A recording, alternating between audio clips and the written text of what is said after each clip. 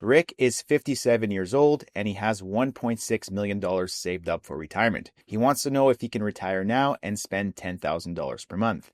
Most people try to answer this question using back of the napkin math, but retirement isn't that simple and there isn't a one-size-fits-all solution, even to clear-cut questions like this. My name is Marc Sabourin. I'm a certified financial planner and I've built hundreds of retirement income strategies for Canadians in this exact position. So in this video, we're going to go through some common misconceptions that people make when running these numbers themselves.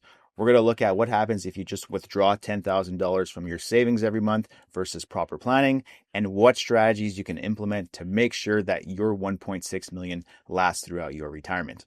So back to our friend Rick. He's 57. He wants to be able to retire and spend $10,000 per month or $120,000 per year. Now he has 1.6 million. So if he's drawing out $120,000 per year, that's a withdrawal rate of 7.5%.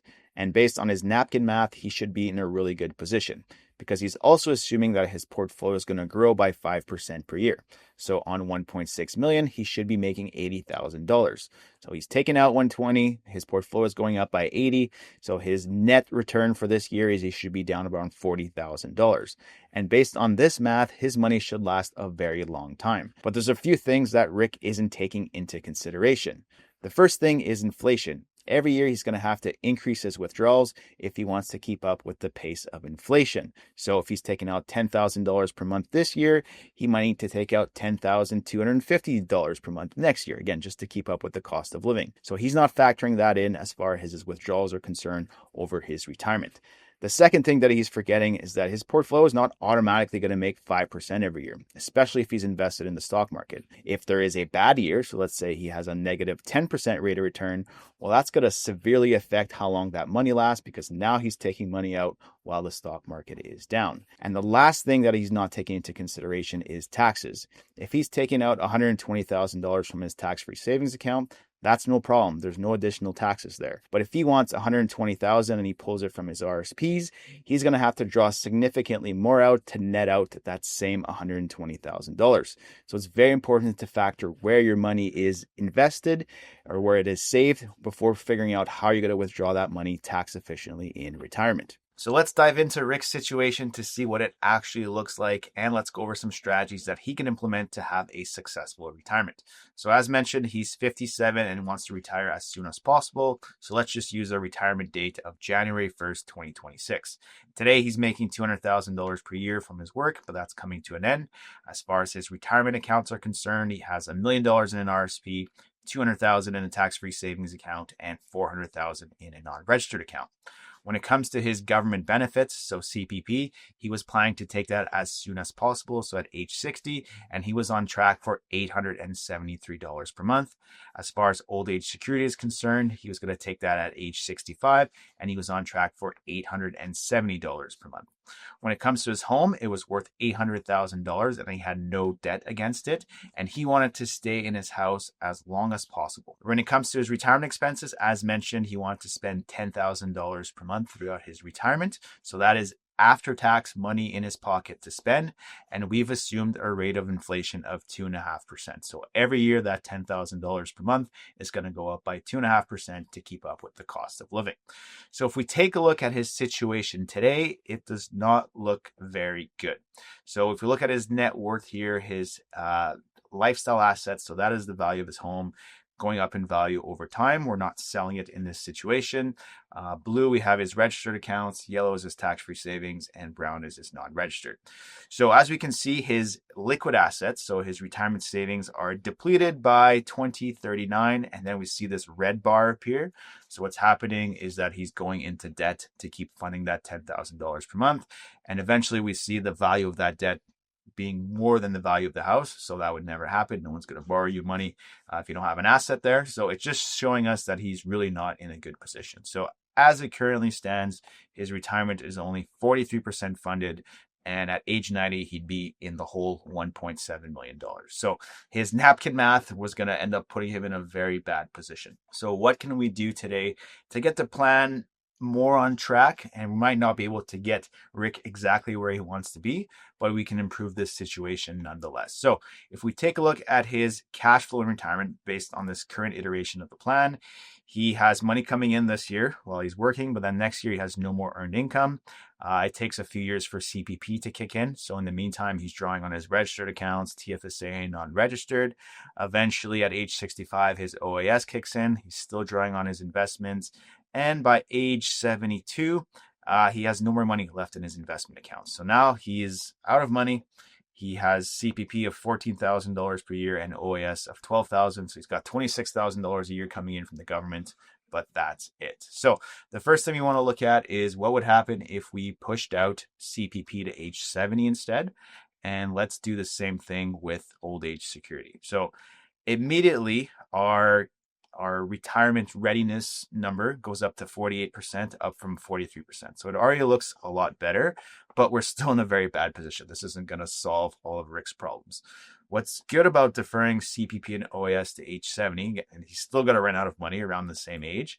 But now if we fast forward to that same time period, before he had $26,000 a year coming in from CPP and OAS once he was out of money, but by deferring it, again, you get a bonus every year for doing that. Now he's got $31,000 of CPP and $17,000 worth of OAS coming in. So $48,000 automatically coming in every year versus $26,000. So in this situation, I would definitely advise Rick to push it out as long as possible because he's going to have a higher floor as far as income is concerned throughout his retirement. So since we're significantly far off, we're going to have to make some more adjustments. So Rick wanted to retire.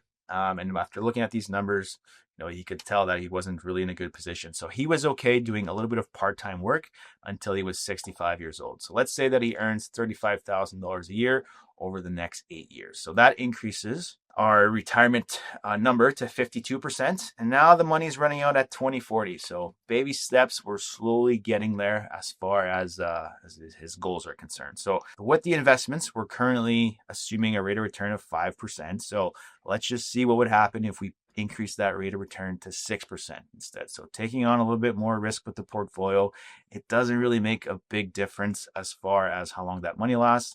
But now we're up to 56% funded for retirement.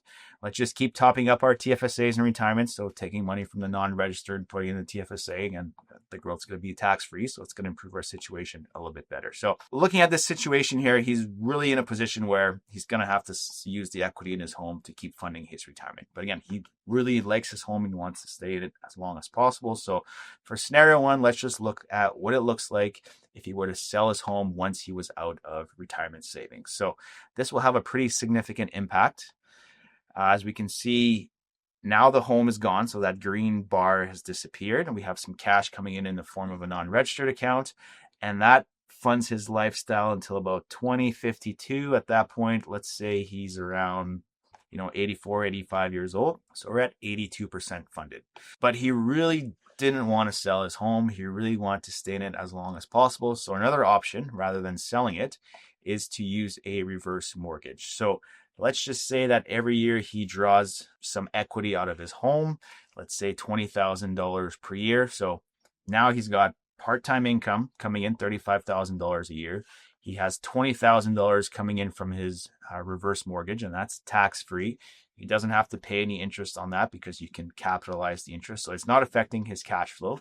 So now all of a sudden he's got $55,000 a year coming in. So there's less of a burden on his portfolio to make up that difference to spend, $120,000 per year. So again, we see the red line appear much sooner because again, we're using some of that debt to fund retirement. And in this situation, by using this approach, again, we're at about 2048 by the time he runs out of money.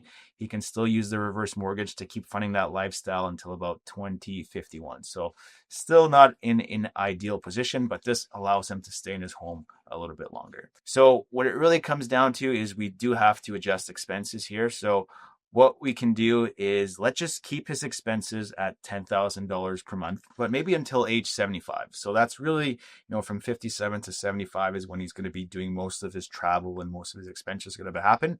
So let's front load that to $10,000 per month.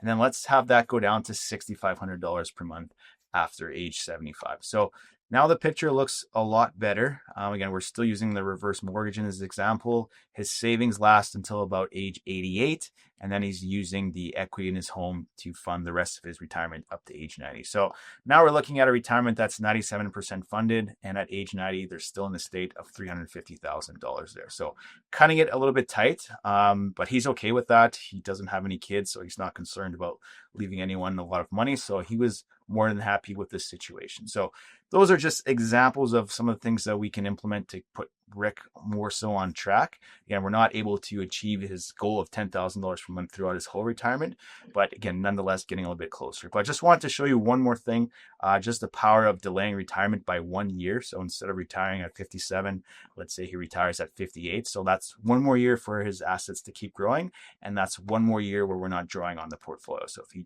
did retire a year later, now the plan looks a lot better. It actually adds 10% to his retirement score. So now we're 107% funded, and his net estate is now 878,000. So a lot bigger buffer there, and the plan looks a lot better. So if you want to make sure that your retirement plan is on track, then check out our Atlas system. It's the exact process we use with clients to make sure that their retirement stays on track in regards to their goals and that they're being as efficient as possible. Check it out using the link in the description. Now, can you retire at 57 with 1.6 million? Absolutely, but maybe not by spending $10,000 per month the whole way through, unless you're willing to make a lot of adjustments like we just saw. Now, one thing we didn't really touch on today is the tax side of things, and taxes are likely going to be your largest expense in retirement. So check out this next video where we go over 3 mistakes that a lot of people make early on in retirement that they end up regretting down the road.